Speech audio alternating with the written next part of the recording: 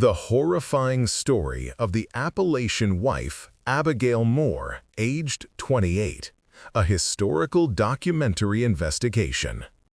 In the winter of 1891, a geological survey team working in the remote Copper River Basin of Alaska discovered something that would haunt the territory's records for over a century: a woman's leather journal perfectly preserved in permafrost, bound with strips of cloth that laboratory analysis would later identify as human skin.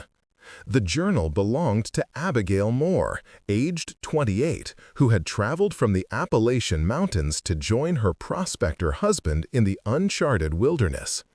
Inside, written in increasingly erratic handwriting across 127 pages, was an account so disturbing that the territorial governor ordered it sealed. The final entry, dated March 3, 1889, contained only 7 words written in what appeared to be dried blood. "I have become what hunted us here." Wait, before we proceed to the archives, if this enigma has already captured your curiosity, tell us where in the world you're joining this investigation from. To make sure you never miss another hidden truth or forgotten theory, subscribe and join our search. History has not yet revealed all of its secrets. Now, back to the facts. The Alaska Triangle, that vast expanse of wilderness stretching between Juneau, Anchorage, and Barrow, has swallowed more than 16,000 people since records began. Aircraft vanish from radar. Experienced hunters disappear between one footprint and the next. Entire camps are found abandoned, meals still warm on makeshift tables, as if their occupants simply evaporated into the frozen air. But among these countless disappearances, the case of Abigail Moore stands apart, not because she vanished, but because she left behind a document that suggests something far more terrible than mere disappearance. The journal was discovered on February 14, 1891, by a 3-man geological team from the United States Geological Survey, led by Dr. Benjamin Calhoun. They had been mapping mineral deposits in the Wrangell Mountains when an unseasonable thaw exposed what they initially believed to be an animal den. Inside a shallow cave, protected from the elements by an overhang of rock, they found the remnants of a shelter: collapsed spruce coals, shredded canvas, and scattered personal effects that included tin plates, rusted tools, and the journal. Dr. Calhoun's official report, filed with the Territorial Office in Sitka on March 2, 1891, describes the discovery in clinical terms.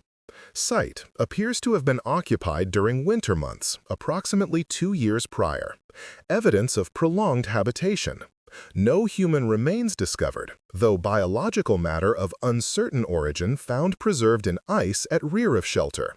Journal recovered, intact. What Dr. Calhoun's report doesn't mention, what was carefully excised from the public record, were the details that disturbed his team so profoundly that 2 of the 3 men refused to continue the survey and returned immediately to Sitka. These details would only emerge decades later when Calhoun's private correspondence was donated to the Alaska State Library following his death in 1934. In a letter to his sister, dated March 15, 1891, Calhoun wrote, "The things described in that woman's journal, I pray they were the delusions of a mind broken by isolation and cold. Yet the evidence we found corroborates too much. The territorial governor was right to seal it. Some knowledge serves no purpose but to poison the mind that receives it." The journal begins ordinarily enough. The first entry is dated September 12, 1888, written in a clear, educated hand. "Today, we departed Seattle aboard the mail steamer Ancom, bound for Valdez. I confess my heart is torn between excitement and trepidation. James assures me the gold prospects in the Copper River region are beyond anything California produced, and that we shall make our fortune before winter's end. The other passengers, a rough assembly of prospectors, trappers, and merchants, regard me with curiosity. I am told, the only woman fool enough to venture into that wilderness at the onset of winter. Perhaps they are right, yet I cannot bear another season apart from my husband. Abigail Elizabeth Hayes was born in 1860 in Boone, North Carolina, the daughter of a Presbyterian minister and a schoolteacher. County records show she received an exceptional education for a woman of her time and place, attending the Watauga Academy until age 16. In 1883, she married James Robert Moore, a civil engineer from Virginia who had come to the Appalachian region to survey routes for the Southern Railway. The marriage, by all contemporary accounts, was one of genuine affection, unusual enough in that era to merit comment in family letters that survive in the Moore family archives. When James Moore left for Alaska in the spring of 1888, lured by reports of gold deposits in the Copper River drainage, Abigail remained behind in their home in Asheville, North Carolina. Their correspondence through the summer months reveals an increasingly desperate longing on both sides. In a letter dated July 22, 1888, James wrote, "My darling Abigail, I cannot endure this separation. The gold here is real. I have seen nuggets the size of walnuts pulled from streams that have no names. But what purpose does fortune serve if I cannot share it with you? Come to me when the supply ships make their final run before the freeze. We shall winter together in this magnificent wilderness and emerge in spring as wealthy as any family in the States." Abigail's response, posted August 3rd, was unequivocal. "I am coming, my love. Let the mountains have their judgment of me." The Moores were not alone in their venture into the Copper River country that autumn. The region, barely mapped and home to scattered Otna Athabascan villages, had recently attracted attention following reports by prospector Captain William Abercrombie of significant gold and copper deposits. By September 1888, approximately 200 men were scattered across a vast territory, working claims in isolation or in small partnerships, connected only by treacherous trails and the occasional mail carrier. What none of these newcomers understood, what the indigenous peoples of the region could have told them, had they been asked and had the outsiders been willing to listen, was that certain valleys in the Copper River country were avoided for reasons that had nothing to do with game populations or resource availability. There were places where the Otno would not camp, passes they would not traverse, even when it meant days of additional travel. Dr. William Dahl, an ethnographer who worked extensively with Alaskan native populations in the 1880s, recorded several accounts of what the Otna called the hungry places, locations where the boundary between the physical and spiritual world grew dangerously thin.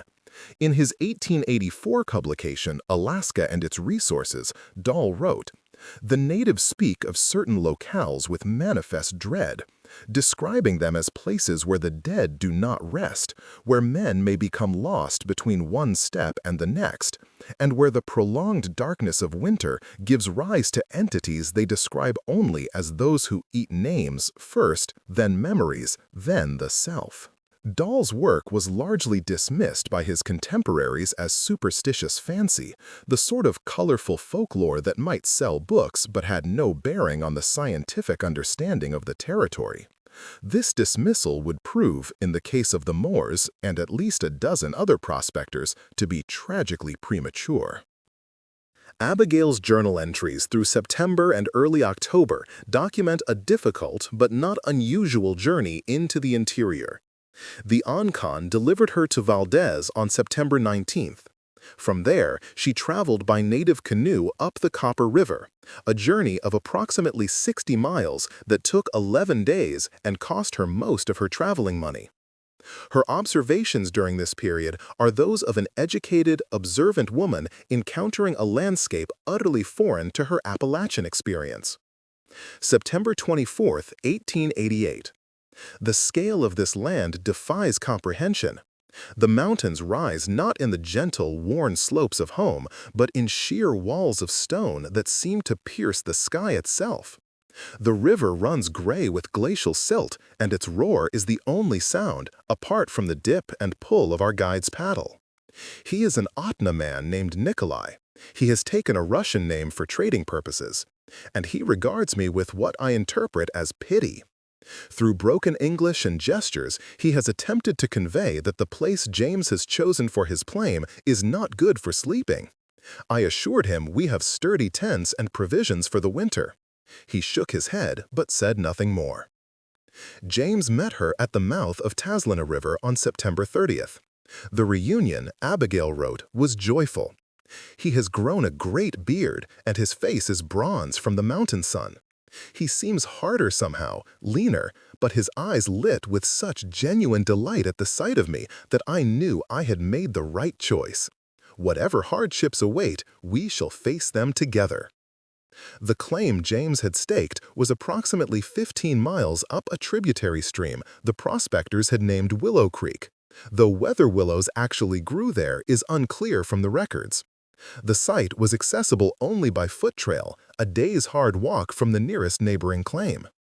James had constructed a cabin of sorts, a structure of spruce logs chinked with moss and clay with a canvas roof weighted down by stones. October 2nd, 1888. Our home is crude but serviceable.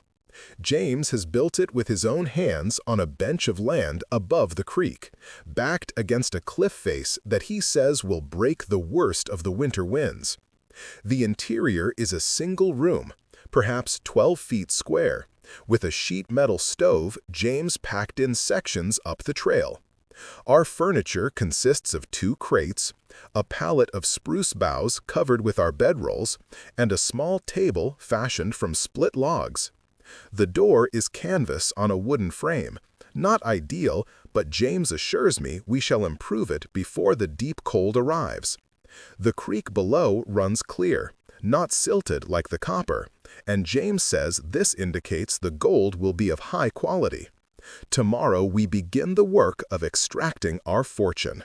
For 3 weeks, the journal entries reflect the routine hardships of frontier life, the back-breaking labor of placer mining, the difficulty of maintaining adequate nutrition on a diet of dried goods and occasional game, the rapid shortening of daylight as autumn advanced toward winter. Abigail describes learning to pan for gold, to repair equipment with improvised tools, to recognize the signs of approaching weather in the behavior of ravens and the smell of the air. There is contentment in these entries, even pride. James says I have the hands of a natural prospector, she wrote on October 18th. Today I found a nugget weighing nearly an ounce, lodged in a crack in the bedrock.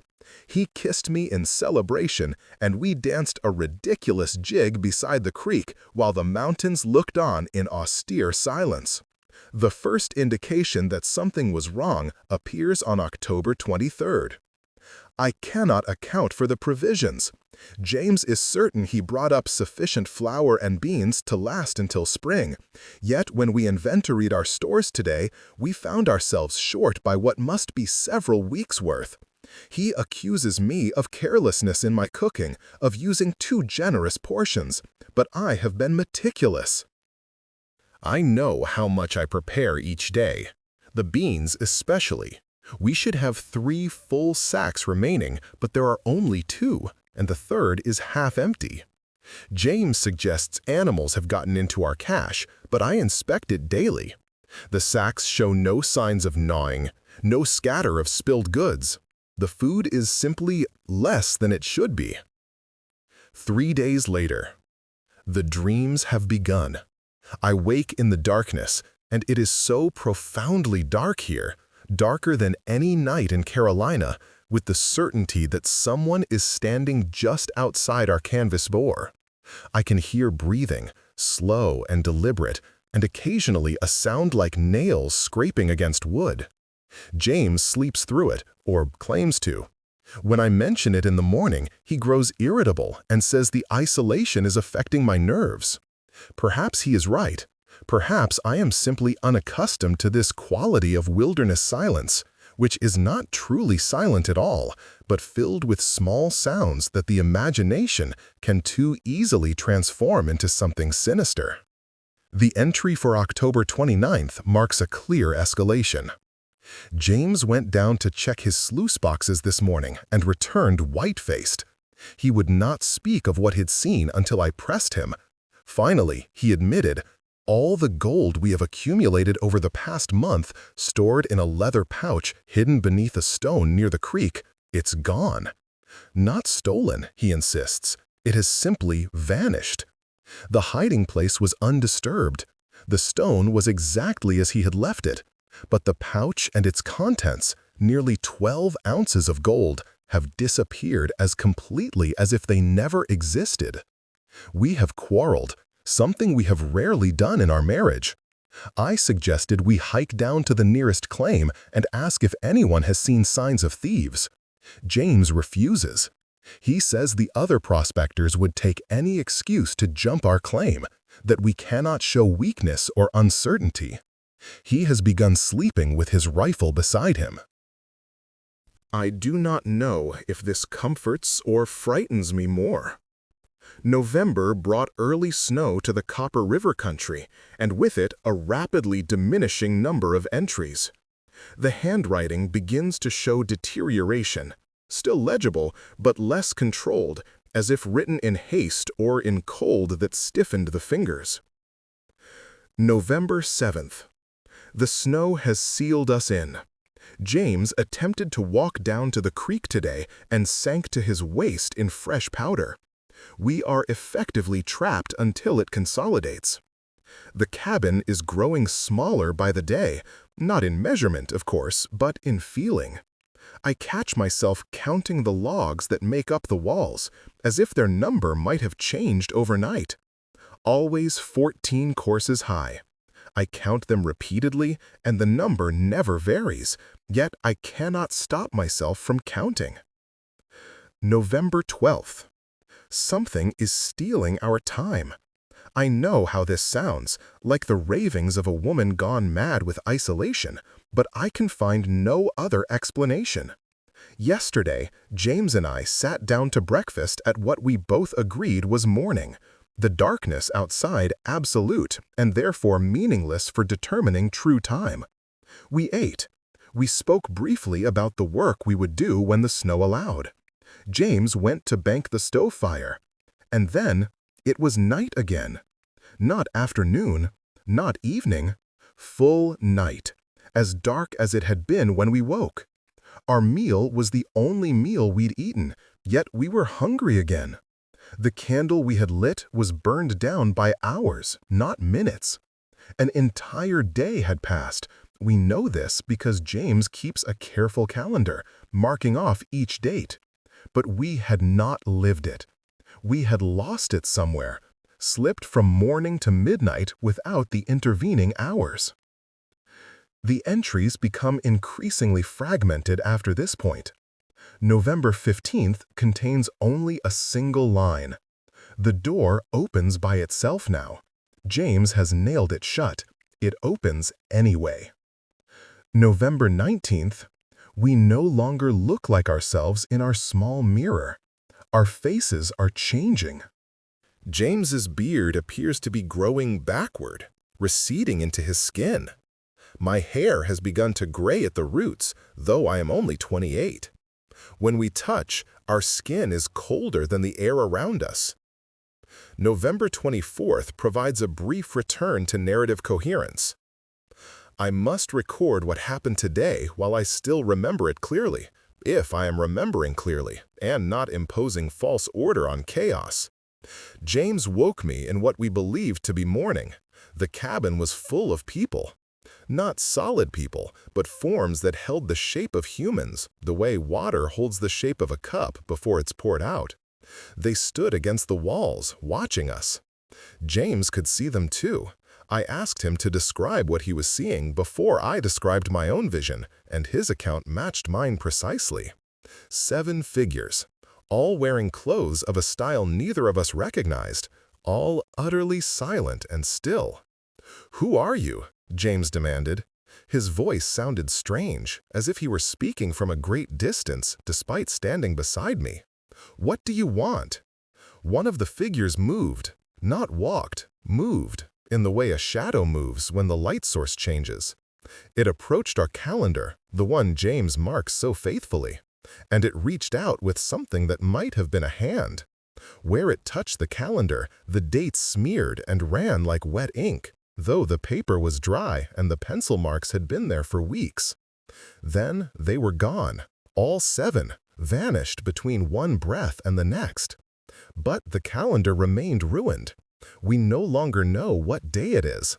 We have lost our place in time. The December entries, if they are indeed from December, abandon any pretense of normal daily recording.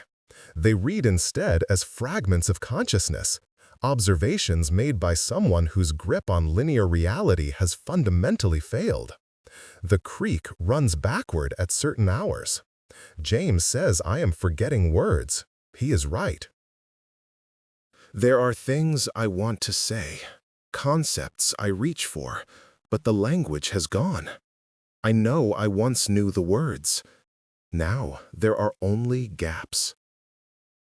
We found a body today, or rather, we found what had been a body. It was hanging from the ceiling of the cabin. This should be impossible. We would have seen it before.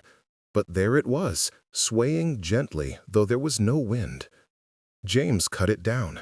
When it fell, we saw. It was wearing James' clothes. His exact clothes, down to the tear in the shirt I mended last month. The face was decomposed beyond recognition, but the hands, I would know my husband's hands anywhere. We burned it in the stove. The smell was not of burning flesh. I am writing this by touch, in darkness. Not the darkness of night, but the darkness that has replaced everything else. Light still exists. I can see the candle flame, but it illuminates nothing. James is gone, or I am gone, or we are both gone, and something else is here, wearing our memories like borrowed clothes. The entries that follow this point abandon dates entirely. They are simply observations, sometimes coherent, often not. There are more of us now than there should be. We have been eating, but there is no food left. What have we been eating? I see myself sleeping while I am awake. James shot something that came through the door. It bled, but the blood was the wrong color, the wrong consistency. It was thick, viscous, and it moved of its own accord, flowing upward against gravity until it disappeared through the gaps in the wall. He cried afterward. I have never seen him cry before. We make plans to leave. Every day we make plans to leave, but when we open the door, the trail is gone. There is only the cliff face, extending in all directions. We are surrounded by stone that was not there before. Or perhaps the trail was never there. Perhaps we never climbed up here. Perhaps this is where we have always been. The ante-penultimate entry, third from last, is dated February 28, 1889, though there is no way to verify whether this date has any relationship to objective time. James is not James anymore. I know this with complete certainty. He looks like James, he speaks with James's voice, he remembers things only James would remember. Our wedding day, the names of our neighbors in Asheville, the way his mother made apple butter. But he is not James. Something is wearing him. It wears him the way I wear a dress. I can see it looking out through his eyes sometimes, especially in dim light. It is studying me, learning me. When it has learned enough, it will put me on too. I asked it, what happened to my husband? It answered with his voice. Your husband is still here. He is just not alone inside himself anymore. Neither are you. I looked at my own hands then, and I understood. I could not remember the last time I had felt hungry, could not remember the last time I had felt cold. I am beginning to suspect that the thing inside James did not come from outside. It came from inside the cabin, from inside us. From the gap that opened when we lost track of time, when our days began to slip away. Something filled that gap. Something has been filling it since the first night we heard breathing outside the door.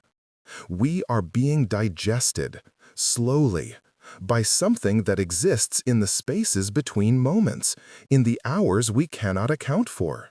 It is so patient, so thorough. The penultimate entry is dated March 1st, 1889. I found the others today, behind the back wall of the cabin, where the cliff face meets the logs. The cliff face is hollow. There is a space there, a cavity that should not exist.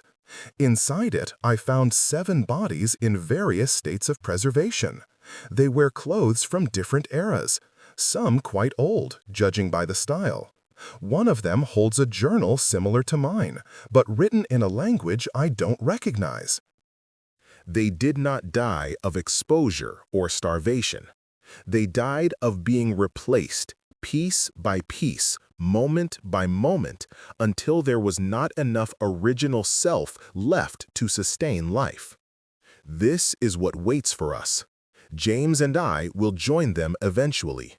We will become part of the collection, part of whatever this place is keeping. I am writing this as a warning to whoever finds this journal. Do not trust your memories here. Do not trust your sense of time. Most of all, do not trust that you are still yourself. By the time you realize something has been replacing you from the inside, it will already own most of what you were. You will be a guest in your own body, and then you will not even be that. The final entry, written in what appears to be dried blood, laboratory analysis in 1891 confirmed it as human blood of indeterminate source, contains only the 7 words that haunt every serious investigation of this case. I have become what hunted us here. Below this, in the same reddish-brown substance, is a crude drawing, a human figure being pulled apart at the seams, with smaller figures emerging from the gaps. When Dr. Calhoun's survey team found the journal in February 1891, they also found what Calhoun's private letters describe as remains of uncertain origin.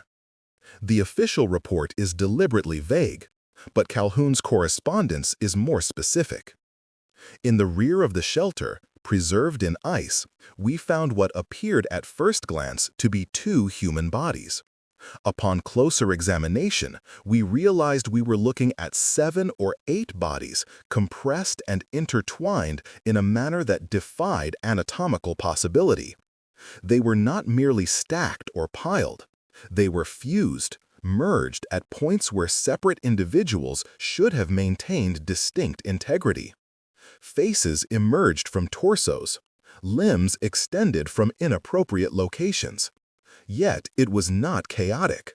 There was a terrible order to it, as if the bodies had been carefully assembled into a single composite structure. We could not determine which, if any, of these remains might be Abigail or James Moore. We could not even determine with certainty that these were human remains, despite their human-like features. The tissue samples we collected, I hesitate to describe what the preliminary examination revealed. Suffice it to say, the biological analysis raised more questions than it answered. The territorial governor, Lyman Clapp, ordered both the remains and the journal sealed after reading Calhoun's full report. The remains were cremated in an undisclosed location. The journal was placed in a locked box in the Territorial Archives in Sitka, marked Copper River Survey, Classified Materials, not to be opened without executive approval. It would remain sealed for 43 years. The journal's existence became something of an open secret among Alaska Territory administrators and researchers. References to the Moore document appear in various government communications from the 1890s and early 1900s, always in the context of warnings about winter isolation and the psychological effects of extended darkness. But no one publicly acknowledged what the journal actually contained. In 1909, Dr. Philip Jensen, the territory's first officially appointed psychiatrist, requested access to the Moore Journal for a research paper he was preparing on psychological degradation in frontier environments. His request was denied. In his private notes, Jensen wrote, "The refusal was polite but absolute. Governor Clark would say only that some documents, once read, cannot be unread, and that certain knowledge serves no therapeutic purpose." The journal was finally opened in 1934, following a series of disappearances in the Copper River region that bore disturbing similarities to the Moore case. Between November 1933 and March 1934, 5 separate prospecting teams, a total of 14 men, vanished in the same general region where the Moores had made their claim. Unlike typical disappearances, these men left behind intact camps, ample supplies, and, in 3 cases, personal journals documenting psychological deterioration nearly identical to Abigail's account. Dr. Robert Griggs, the territorial administrator who authorized opening the Moore Journal, believed the similarities were too specific to be coincidental. In his memorandum justifying the decision, he wrote, "We are either dealing with a genuine environmental phenomenon that induces consistent psychological symptoms, or we are dealing with something that defies our current scientific framework. Either way, we have an obligation to understand what is happening in that region." A team of researchers, including a psychiatrist, an anthropologist, and a geologist, were given access to both the Moore Journal and the 3 recovered journals from the 1933-34 disappearances. Their comparison revealed disturbing patterns. All 4 journals described nearly identical progression of symptoms: time distortion, visual hallucinations of human figures, the sensation of being replaced from within, and eventual loss of personal identity. All 4 journals mentioned a breathing presence outside the shelter in the early stages. All 4 journals described the discovery of previous victims' remains hidden within or near the shelter. All 4 journals ended with references to becoming something other than human. The research team's report, submitted to Governor John Troy in April 1935, concluded, "We cannot attribute these consistent narratives to mere psychological breakdown induced by isolation. The specificity of the delusions, the progression of symptoms, and the physical evidence found at the sites suggest either a shared cultural delusion transmitted through prior knowledge of the Moore case, or, and we acknowledge how this sounds, a genuine phenomenon localized to specific geographic coordinates within the Copper River drainage." The report recommended comprehensive interdisciplinary study of the affected region, including geological surveys, ethnographic interviews with native populations, and monitored habitation experiments using volunteer researchers. This recommendation was never implemented. Governor Troy's response, preserved in the territorial archives, was terse.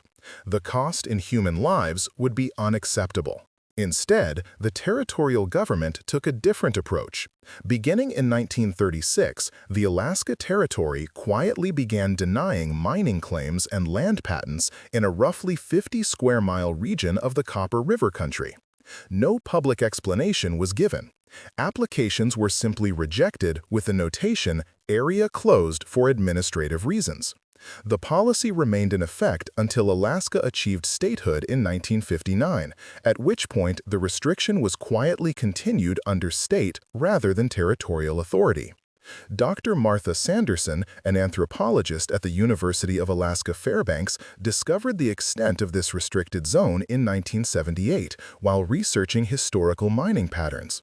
She found that between 1936 and 1978, exactly 147 applications for claims or permits in the region had been denied without substantive justification. When she inquired about the reason for the denials, she was told that the area was geologically unstable and unsuitable for human habitation. Curious, Sanderson obtained historical geological surveys of the region. They showed no unusual instability. In fact, the area was described in a 1912 USGS report as generally solid granite substrate suitable for both placer and hard rock mining operations. Sanderson's inquiries led her to the Moore Journal, which had been transferred to the Alaska State Library following statehood. She was the first academic researcher to be given unrestricted access to the document. Her resulting paper, Psychological Deterioration in Extreme Isolation, the Abigail Moore account, published in Arctic Anthropology in 1982, brought the case to wider academic attention. Though Sanderson focused primarily on the psychological and social aspects of the case rather than the more disturbing physical evidence. Her paper prompted a small wave of interest in the case. In 1985, a team of graduate students from the University of Washington attempted to locate the exact site of the Moore cabin using coordinates derived from Dr. Calhoun's 1891 survey report. They found the site, or what they believed was the site, in early June, during the brief window of accessibility before the summer melt made the region impassable. Their report describes finding scattered artifacts consistent with late 19th century prospecting operations, rusted tools, a collapsed shelter, fragments of canvas and leather. They also found something that Calhoun's report hadn't mentioned: crude symbols carved into the cliff face behind where the cabin would have stood. The symbols were photographed and later analyzed by linguists and anthropologists. They didn't match any known native Alaskan writing system. They didn't match any writing system at all. The consensus opinion was that they were the random markings of a disturbed mind, devoid of linguistic content. But Dr. Michael Chen, a linguist at Berkeley who examined the photographs, noted something odd. While the symbols don't form words in any language we know, he wrote in 1987, they do show systematic structure. They repeat in patterns. They modify each other in ways that suggest grammatical relationships. If these are the meaningless scratchings of someone suffering a mental break, they are remarkably ordered meaningless scratchings. Chen proposed a disturbing possibility. What if these symbols represent an attempt to express something for which human language has no existing vocabulary? What if Abigail Moore was trying to describe an experience so fundamentally outside normal human cognition that she had to invent entirely new symbolic structures to capture it? The Washington team's expedition had another consequence. 2 of the 5 graduate students, David Horowitz and Sarah Klein, reported experiencing symptoms during their brief time at the site that eerily echoed Abigail's journal. Both described the sensation of missing time, of setting up camp in what seemed like morning light and discovering hours later that the entire day had passed. Both reported vivid dreams of standing outside their own bodies, watching themselves sleep. Both reported feeling observed from within themselves. The symptoms faded once they left the region, but both students withdrew from the research project. Klein would later describe the experience in a 2003 interview. It felt like something very patient was trying to open a door in my mind, not forcing it, just applying steady, gentle pressure, waiting for me to get tired of holding it shut. We left after 3 days. I don't think staying a 4th day would have been survivable. No academic expeditions have returned to the site since 1985. The Ahtna perspective on the region provides additional context that Western researchers have largely ignored or dismissed. In 2001, ethnographer Dr. Louise Warren spent 18 months living with Ahtna communities, specifically researching their traditional geographical knowledge and place-based narratives. Her work, published as Sacred Geography of the Copper River Ahtna, includes extensive interviews about what she calls avoided places. One of her primary informants, a traditional knowledge keeper she identifies only as Joseph N. Derek Zapina described the region where the Moore cabin once stood. That valley, we call it Shun Chaks, which means roughly the place where spirits eat themselves. We don't go there, haven't for longer than memory. The story we pass down is that in the old times, someone brought something back from the dead in the wrong way, used power they shouldn't have touched. The thing they brought back was hungry, not for food, but for being. It wanted to be alive again so badly that it started eating the aliveness out of people, taking it piece by piece. The person who did this realized too late what they'd created, and they took it into that valley to try to contain it. They succeeded in trapping it there, but they had to stay with it. They had to keep feeding it their own life, their own self, forever, to keep it from spreading. And it's still there, still hungry. Sometimes it catches other people who don't know better than to camp there. It tries to eat them too, slow and careful, because it's so hungry to be real again that it wants to taste every bit of the life it's taking. When Warren asked if he believed this literally or metaphorically, Joseph N. responded, "Your people have a strange idea that those are different things. The story is both true and useful. Does it matter which kind of true?" Warren notes in her analysis, Western science demands clear boundaries between the psychological and the physical, between the real and the imagined. Atna epistemology makes no such distinction. From their perspective, a place that causes consistent psychological symptoms is a dangerous place, regardless of whether the danger originates from environmental factors, spiritual entities, or the liminal space where these categories overlap. Modern attempts to explain the Moore case and similar incidents fall into three primary categories: the environmental, the psychological, and what researchers reluctantly call the anomalous.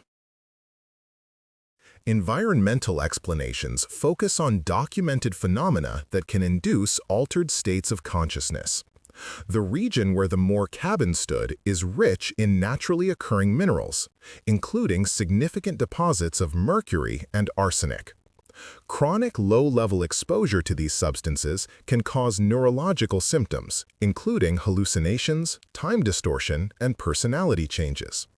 Additionally, the extreme darkness of the Arctic winter can trigger seasonal affective disorder, and, in severe cases, a condition called polar madness, characterized by depression, violence, and psychotic breaks. Dr. Raymond Tucker, a psychiatrist specializing in environmental psychology, published a comprehensive analysis of the Moore case in 1994. He argued, given the documented effects of heavy metal toxicity, extreme isolation, vitamin D deficiency, and prolonged darkness, it would be more surprising if Abigail Moore hadn't experienced severe psychological symptoms. The human mind, cut off from normal social reinforcement and subjected to physical stressors, will generate elaborate delusional structures to make sense of its deteriorating condition. The consistency of her delusions with those of other victims can be explained by the consistency of the environmental factors. But Tucker's analysis struggles to account for several aspects of the case. First, the physical evidence. The bodies found by Calhoun's team, the symbols carved into stone, the traces left at other sites. Second, the cultural isolation of many of the victims. Several had no prior knowledge of the Moore case, yet their experiences followed nearly identical patterns. Third, the geographic specificity. Why do these symptoms concentrate so intensely in such a limited region, when similar environmental factors exist throughout vast stretches of Alaska and the Arctic? Psychological explanations focus on the power of expectation and suggestion. Once the Moore Journal entered circulation among researchers and eventually the broader public, highly redacted versions of the journal have been available since the 1980s. It created a template for interpreting ambiguous experiences. People camping in the region might unconsciously pattern their perceptions to match the famous account, especially if they were already anxious about being in a place with a disturbing reputation. This contagion of ideas model has some support from psychological research. Studies have demonstrated that knowledge of others' unusual experiences can shape how individuals interpret their own sensory data, particularly in ambiguous or stressful situations. The phenomenon is well documented in contexts ranging from UFO sightings to religious visions. Yet the 1933-34 cases predate public knowledge of the Moore Journal. Those prospectors couldn't have been influenced by expectations derived from reading Abigail's account. The journal was still sealed when they disappeared. This chronological problem has never been satisfactorily resolved by advocates of the psychological explanation. The anomalous explanations, the ones that most mainstream researchers avoid putting in print, cover a range of possibilities that all share one feature. They take seriously the possibility that something genuinely strange is happening in that valley, something that cannot be reduced to environmental toxins or psychological suggestion. One theory, proposed informally by several researchers but rarely committed to academic publication, involves quantum mechanics and the nature of consciousness. The hypothesis suggests that certain rare configurations of geological factors, magnetic fields, naturally occurring radioactivity, crystalline structures in bedrock, might create conditions where the normally stable relationship between consciousness and physical reality becomes unstable. In these zones, the theory goes, the observer effect that quantum mechanics describes at the subatomic level might manifest at a macro scale, allowing conscious observation to directly alter physical reality in ways that would normally be impossible. Under this model, the missing time phenomenon would result from consciousness literally skipping across temporal discontinuities. The sensation of being replaced from within would reflect actual fragmentation of the unified field of awareness. The figures seen in the cabin would be eigenstate ghosts, potential observers collapsing into temporary physical manifestation. It's an elegant theory, mathematically sophisticated, and completely untestable with current technology. Another theory focuses on what physicist Dr. Helena Cross calls cognitive substrate infection. In a controversial paper published in a fringe journal in 2007, Cross proposed that information itself might be capable of a form of parasitic existence. "We know that ideas propagate from mind to mind," she wrote. "We speak metaphorically of viral ideas and infectious beliefs. What if certain ideas or patterns of consciousness could achieve a form of quasi-autonomous existence, using human minds as substrate, the way a virus uses cells? The Moore cabin might have been the site where such a pattern first achieved critical mass, and that pattern might now be embedded in the location itself, waiting to infect new hosts with sufficient exposure." Cross acknowledges this sounds more like science fiction than science. But we don't actually understand consciousness, she argues. We don't know what thought is made of, where the sense of self comes from, or why subjective experience exists at all. In that vast domain of ignorance, who's to say that some forms of consciousness couldn't persist independently of individual biological hosts? The phenomenon Abigail Moore described, the sense of being replaced by something that learned to be her, might be a surprisingly accurate description of what happens when a free-floating pattern of consciousness successfully colonizes a new host. The third major anomalous theory is simultaneously the simplest and the most disturbing. It's rarely stated explicitly, but it underlies much of the careful language researchers use when discussing the case. What if Abigail Moore's account is simply accurate? What if something is there in that valley that consumes human identity by a mechanism we don't yet understand? Not a psychological process, not an environmental effect, but an actual entity or phenomenon that feeds on consciousness itself. This possibility is almost never acknowledged in peer-reviewed literature. It violates too many foundational assumptions about the nature of reality. But in private conversations, in late-night discussions at conferences, some researchers will admit the evidence is remarkably consistent with the hypothesis that something is actually there. Dr. Sanderson herself, in an interview shortly before her death in 2009, said, I built my career arguing for psychological explanations of the Moore case. I still think that's the most scientifically defensible position. But I've never been back to that valley. I've had opportunities. I've been invited to lead expeditions. I've always declined. And if I'm being honest with myself about why, it's because I'm not entirely certain my psychological explanation is correct, and I don't want to find out personally if I'm wrong. The restricted zone remains in effect today, though the state of Alaska no longer actively enforces it. The region is remote enough that few people attempt to access it, and those who do are neither prevented nor warned. The Alaska Department of Natural Resources maintains no special signage or barriers. The restriction exists now primarily as a bureaucratic ghost, a line on maps in government offices that occasionally prevents the issuance of a permit without anyone quite remembering why. In 2019, a wilderness guide named Marcus Webb led a small expedition into the region as part of a documentary project about abandoned mining camps. Webb had researched the Moore case and was deliberately seeking the site, believing that modern equipment and preparation could allow safe exploration of the valley.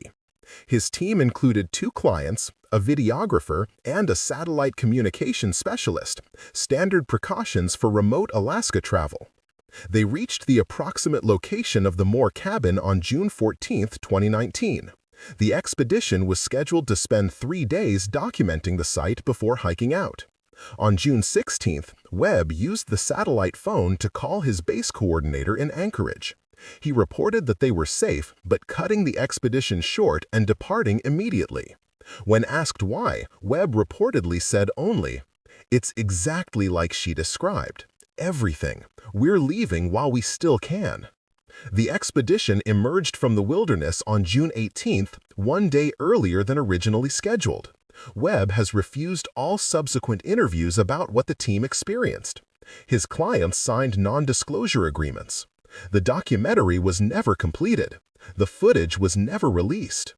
In March 2020, Webb quietly sold his guiding business and moved to Phoenix, Arizona. In one of the very few public comments he has made about the expedition, posted anonymously on a wilderness forum but later verified to be his account, he wrote, "Some places should stay empty.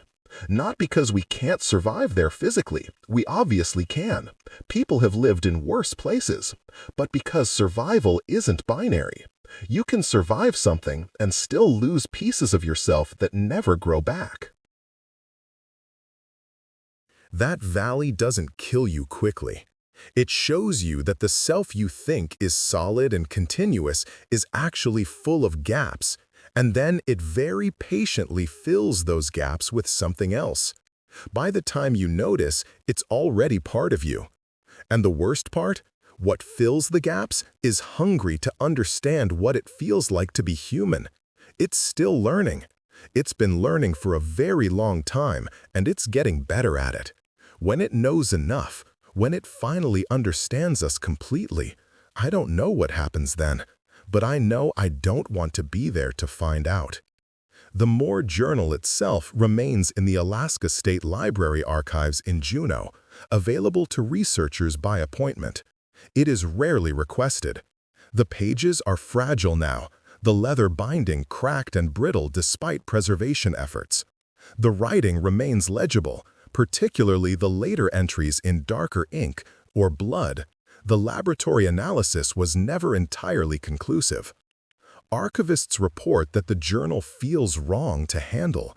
They describe a physical sensation of unease, a crawling discomfort that intensifies with prolonged exposure to the document. This is typically dismissed as suggestion, knowledge of the content affecting the psychological response to the object. But the effect is consistent. Every archivist who has worked with the journal for more than a few hours reports the same experience. The sensation of being watched from within their own peripheral vision, of glimpsing movement in their own hands that they did not initiate. In 2015, the library briefly considered digitizing the journal to reduce physical handling. The project was abandoned after the scanning technician, A professional with 20 years of experience refused to continue after the first day. In his report, he wrote, "I cannot articulate what was wrong. The pages scanned normally. The equipment functioned properly, but I found myself experiencing increasing difficulty remembering who I was." Not memory loss in the medical sense. I could recall facts about my life, but the sense of being the person to whom those facts belonged became unstable. Like watching myself from outside, wondering who was doing the watching. This faded within hours of leaving work, but I will not risk intensifying the effect. The journal has not been digitized.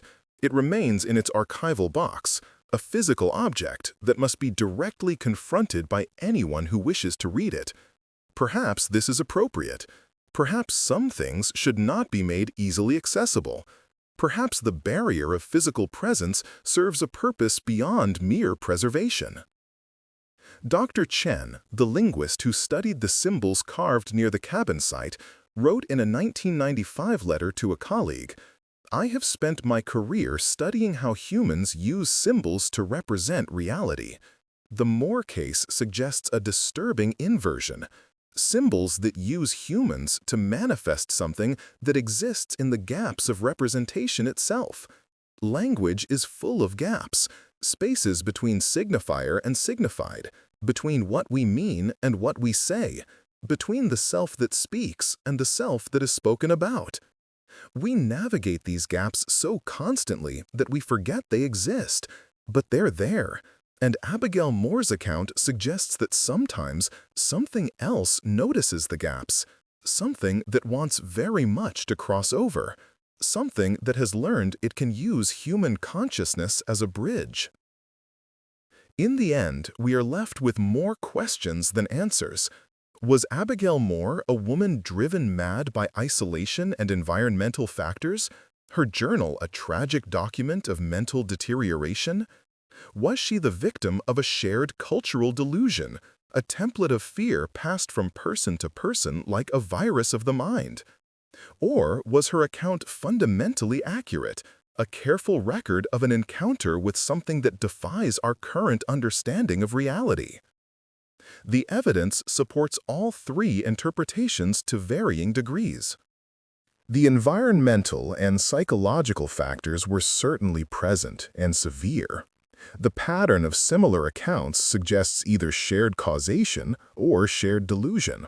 But the consistency, the specificity, the physical traces left behind, and the ongoing restriction of the region all point towards something more difficult to dismiss. What we can say with certainty is this. In 1888, a woman named Abigail Moore traveled from the Appalachian Mountains to the Copper River country of Alaska to join her husband James in their pursuit of gold. They established a camp in a remote valley that the indigenous peoples of the region had long avoided. Over the course of a winter, they experienced a progressive deterioration of their sense of identity, time, and reality. They left behind a document describing this deterioration in disturbing detail. The physical evidence found at the site partially corroborates the strangest elements of this document. And in the 136 years since, the region has continued to produce consistent reports of similar phenomena, sufficient to maintain an unofficial policy of restricting human access. Draw your own conclusions. Believe what you can accept. But if you ever find yourself in that particular stretch of the Copper River country, if you ever camp in that valley where the cliff face meets the spruce forest and the creek runs clear over granite bedrock, pay attention to your sense of time. Count your supplies carefully. And if you wake in the darkness to hear breathing outside your tent, breathing that matches your own rhythm exactly, do not investigate. Do not try to reason it away. Do not wait to see what happens next. Leave immediately. Walk through the night if you must, because the thing Abigail Moore described, whether it is environmental, psychological, or something else entirely, has had more than a century to refine its technique. It has learned from everyone who has encountered it. It has grown more sophisticated in its approach, more patient in its consumption, more skilled at wearing human consciousness like a comfortable coat.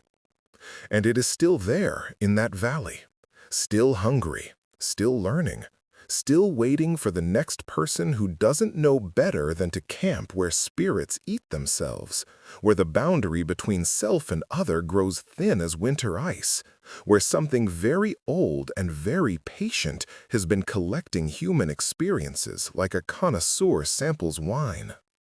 The Alaska Triangle has swallowed 16,000 people. Most left no trace. But Abigail Moore left us a map, not to the gold her husband sought, but to something far more valuable and far more terrifying.